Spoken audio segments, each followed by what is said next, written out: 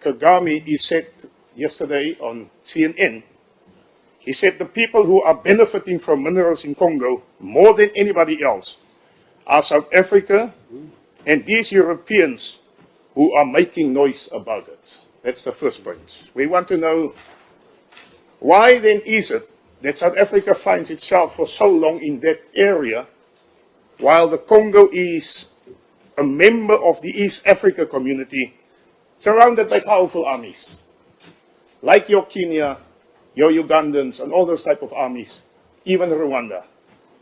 That's got powerful. What are we doing there? What are we protecting? Are we using our boys, our soldiers, to protect the business interests of powerful, prominent South Africans? Are we using people, are we hell-bent to send them to their death to protect the mineral wealth that prominent figures protect in that area for their own benefits?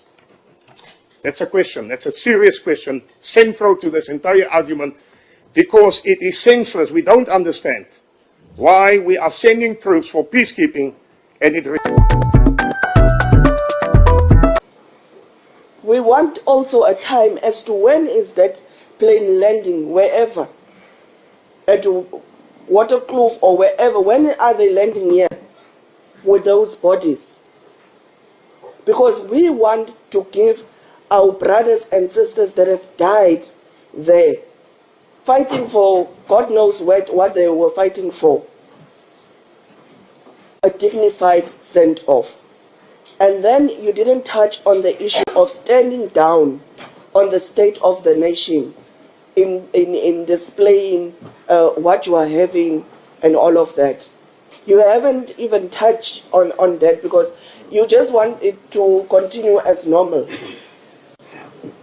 So if it's indeed safe to go there, Chair, we must write to maybe perhaps as this committee, and if you don't want to write it, we'll write it ourselves as the EFF, to state that the Defence Force must not be allowed to display on the day of SONA 1. And 2, on the removal, because you didn't speak about any consequence management of even those generals that went and played golf. We're continuously seeing photos of people getting out of helicopters and all of those things. Putting the ministers displaying those populace from her office. And then she comes here and says those kids that cried over their parents that have died and the breadwinners that have died, it's fake accounts, they are making it up and all of those things. How can you make up crying for your parent that have perished?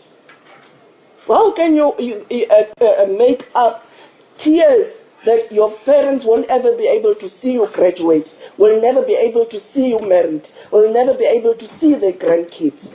How do you make up such emotion? So please, don't take us for granted. Don't take the country and our constituencies for granted. If you are doing it to each other there, don't involve us, don't include us. And I support the advocate, and it will come out maybe perhaps on Monday. We need an inquiry. People, heads need to roll. People need to take responsibility. It can't be business as usual and we are comfortably displaying our army and 14 people have perished. And it seemed to me that you still don't know how many is still likely to perish, because your answers here today haven't been satisfactory.